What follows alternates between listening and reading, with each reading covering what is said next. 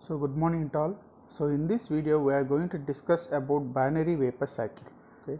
So previously we have discussed about methods to improve the efficiency of the plant.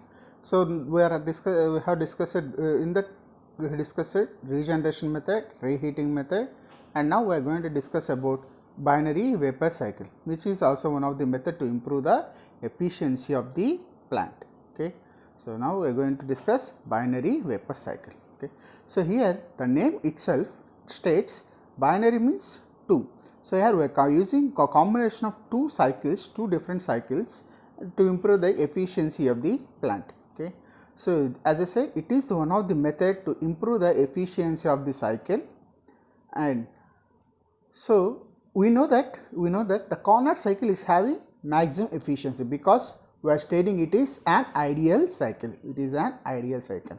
So when the efficiency is maximum means, so whenever the total heat supply is converted into the amount of work done, then only it is possible that the efficiency will be maximum, that is 100% efficiency.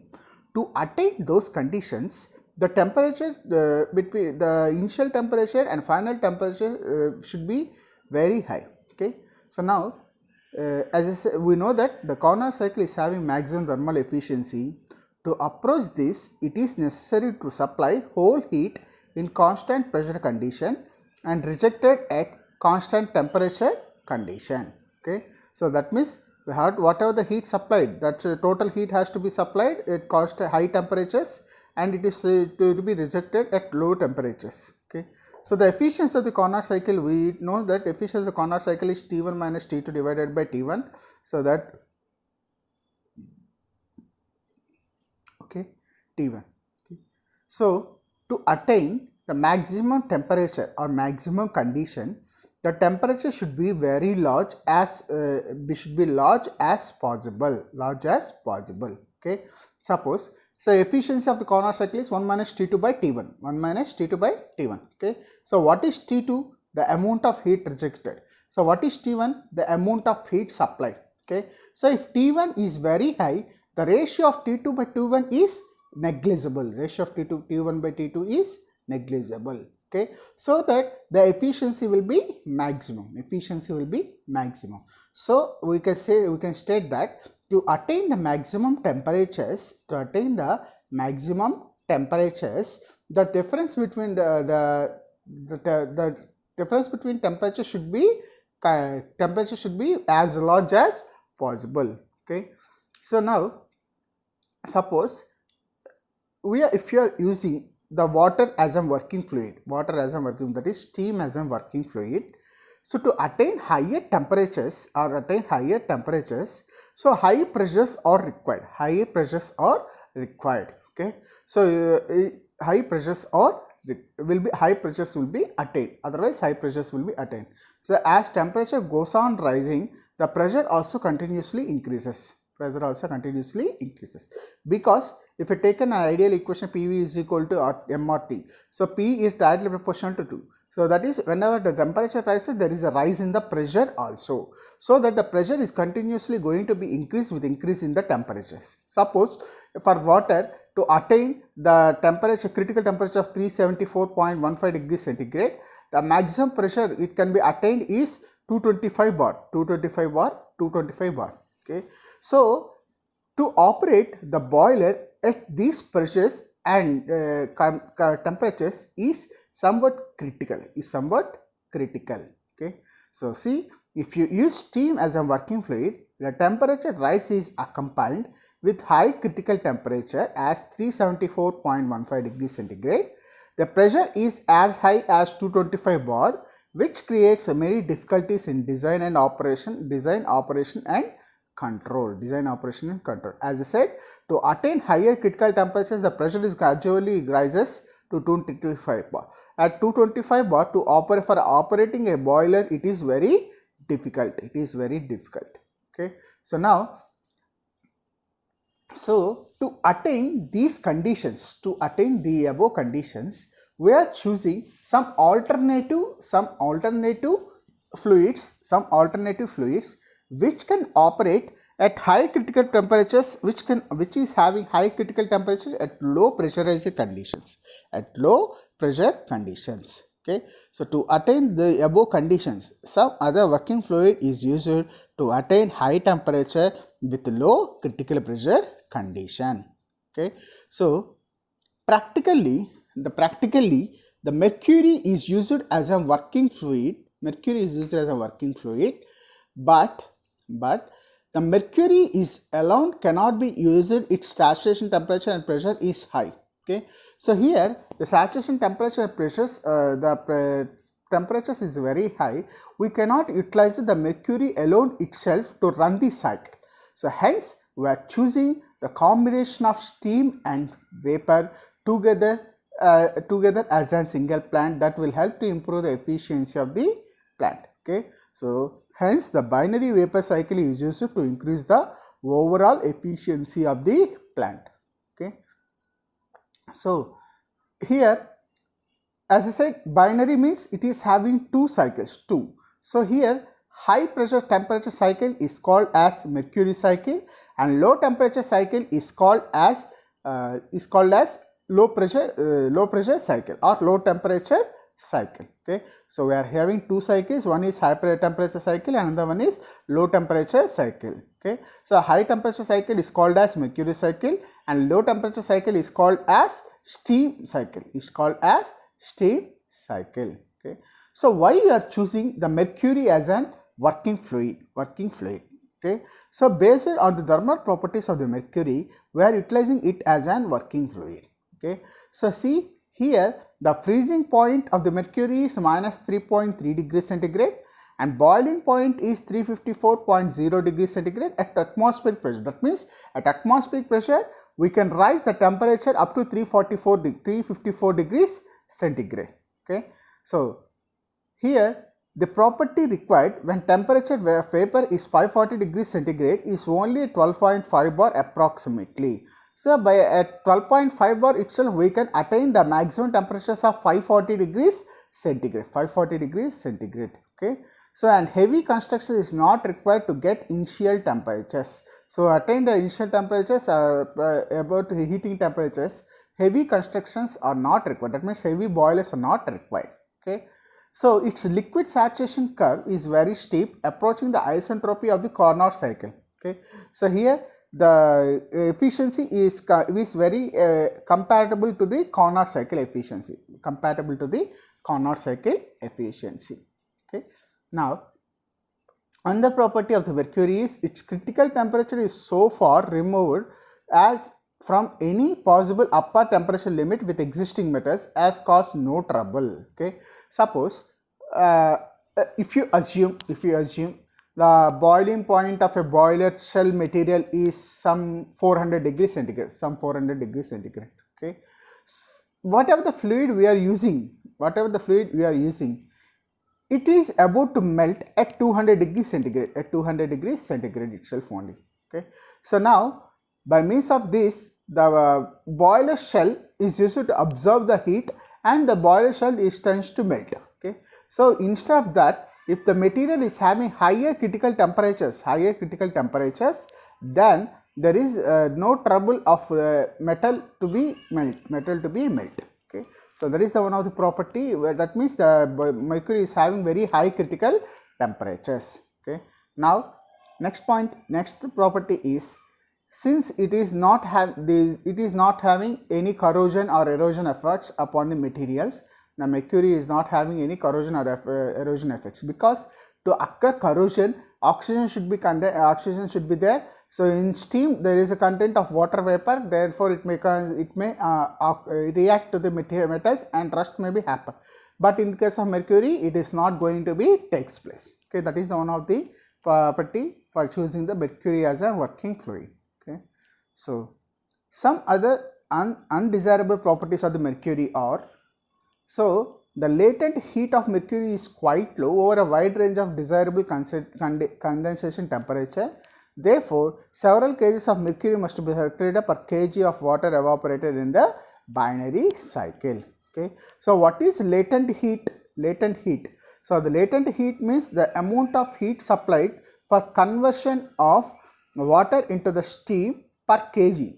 Okay, so here that is called as latent heat. Here the latent heat is very less for the mercury. Latent heat is very less for the mercury. Okay, so the cost is considerable item as quantity required 8 to 10 times the quantity of water in the binary system. Okay, suppose here if you want to produce 1 kg of steam, so you have to supply 8 kgs of mercury for burning of for the circulation in the mercury cycle. Okay, mass should be 8 kgs in the mercury cycle. Okay, based on that the cost of mercury is very high. Okay, so if you are using the mercury in large quantities, it may be poisonous. Okay, whenever there is a leakage occurs, it may be poisonous or hazardous to the environment. So to reduce that, the system should be very perfect and tight. Okay, so this is the, now we are going to show the schematic layout of the binary vapor cycle. This is the schematic layout of the binary vapor cycle. See what are the different elements in the binary vapor cycle is mercury generator, mercury turbine, mercury electrical generator, steam turbine, steam condenser, water feed pump, mercury feed pump, superheater and steam generator. Okay, so these are different elements what you are having in the binary vapor cycle. Okay, see in the mercury generator, by supplying some amount of heat, the mercury will be converted into the mercury vapor or steam, mercury vapor. Okay, that mercury vapor is passed to the mercury turbine. In the mercury turbine, an isentropic expansion will be takes place. By means of expansion, some quantity of work is going to be generated from the mercury turbine. Okay, so from the mercury turbine, it is passed to the mercury condenser or steam generator. Okay, so that whatever the heat rejected by the condenser is used to generate the steam. Okay, so again after condensation, the mercury feed pump, by means of mercury feed pump, it is passed back to the mercury generator. So this is the mercury cycle. Now coming to the steam cycle, so whatever the steam rejected by the mercury condenser is absorbed by the steam generator, and the water tends to boil and produce the steam, and then steam is passed over the superheater where further heating will be happen. So to the superheating condition, and it is passed to the steam turbine. Okay, so what happens in the steam turbine? In the steam turbine, an expansion of the steam will be takes place and work is going to be done in the steam turbine. The process which is happening isentropically. So from the steam turbine, again it is passed to the steam condenser, in which condensation will take place, and the condensate is again passed back to the boiler by means of the water feed pump. Okay, what is a major thing we have to observe is the quantity of heat rejected by the mercury condenser is equal to the amount of heat supplied to the steam generator. Okay, so that is this is the schematic layout of binary vapor cycle. Okay, so if you observe the TS diagram for the binary vapor cycle, this is a TS diagram for the binary vapor cycle. See, the upper cycle is mercury cycle and lower cycle is steam cycle. Okay, so here the whatever the heat rejected by the mercury cycle is going to be absorbed by the amount of heat supplied to the steam cycle. Okay, so this is the TS diagram of binary vapor cycle. Okay, now we are going to analyze the binary vapor cycle. So we are considering certain terms. So that is HHG1. A small hg represents the mercury and capital H represents the enthalpy. Okay, so HHG1 is heat supplied per kg of mercury vapor formed in the mercury boiler. Okay, so now HHG2, that is heat lost per kg of mercury vapor in the mercury condenser, and Hs is heat supplied to the per kg of steam generated in the mercury condenser or steam boiler. WHG is work done per kg of mercury in the cycle. Ws is the work done per kg of steam in the steam cycle. Okay, and if efficiency S is nothing but thermal efficiency of the steam cycle, and efficiency Hg is nothing but thermal efficiency of the mercury cycle. These are the terminologies what we are going to represent generally. Okay, so M is mass of mercury in mercury cycle per kg of steam circulated in the steam cycle. As we said, so for producing 1 kg of steam, we have to supply more quantity of mercury, and more quantity of mercury is assumed to be M mass, is assumed to be M mass. Okay, now heat supplied in the mercury boiler. Okay, so here the heat supplied when the mercury boil is nothing but the difference in the enthalpy drops, that is HT. Heat supplied is HT is equal to M into Hg1. So as I said, Hg1 is the amount of heat supplied into the mercury boiler. Okay, so work done in the mercury boiler is nothing but difference between M into WHG, and work done in the steam cycle is 1 into Ws. See here, for the steam cycle we are assuming it as 1 kg of steam, producing 1 kg of steam.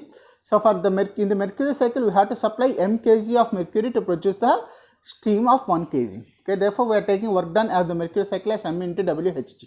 Now total work done in the binary cycle is M into WHG plus 1 into Ws. Okay, so overall efficiency of the cycle is given by net work done to the amount of heat supplied, that is M into WHG plus 1 into Ws divided by M dot Hg1, M into H of Hg1. H of Hg1 is the amount of heat supplied to the mercury turbine, and work done WH1 is the amount of work done. Okay, now thermal efficiency of the mercury cycle. Thermal efficiency of the mercury cycle is nothing but work done WHG by Hg, H of Hg1. So that we used to get it as WHG. WHG is nothing but difference between enthalpies at 0.1 and difference between enthalpies of 0.1 and 2. Therefore, we can write it as HHG1 minus HHG2. Okay. So here Hg represents the mercury. Therefore, we are writing it as HHG1. Okay. So now that is 1 minus, finally we used to get it as 1 minus Hg2 divided by Hg1. Okay. So we know that, so in the binary vapor cycle, what are the heat rejected by the mercury condenser is equal to the heat applied to the steam generator. Therefore, we are writing it as M into HHG1 is equal to HHG equal to Hs. Okay. So from this we can write efficiency of the steam cycle is 1 minus Hs divided by M into HHGF. Okay. Now, so if you substitute in the place of Hs M into HHG2, finally we can represent the thermal efficiency as efficiency is equal to 1 minus 1 HHG2 divided by HHG1. Okay. So now we are going to discuss about thermal efficiency of the steam cycle. Okay. So thermal efficiency of the steam cycle is 1 minus HS2 divided by HS1. Here S represents the steam condition. There in the mercury cycle, Hg represents the mercury condition. Okay. So from the above equations, we can write the overall efficiency as efficiency of mercury cycle into 1 minus efficiency of the steam cycle plus efficiency of steam cycle. That is resolved from the above equations. Okay. Now, okay. So this is about the binary vapor cycle. Okay. So the binary vapor cycle is one of the method to improve the efficiency of the plant. So here we are using two working fluids. One is mercury and another one is the steam or water. Okay. So the mercury will help us to generate high temperatures at low pressurized conditions. And what are the heat rejected by the mercury condenser is absorbed by the steam generator. In the steam generator, we will produce the steam. Thus, we are developing the work in both turbines. One is in high temperature turbine, another one is low temperature turbine. Okay. In the mercury turbine, we are going to develop some quantity of work, and in the steam turbine also we are going to develop some quantity of work by supplying only one with only one heat supply. Okay. We are not going to supply heat separately for the steam turbine and separately for the mercury turbine.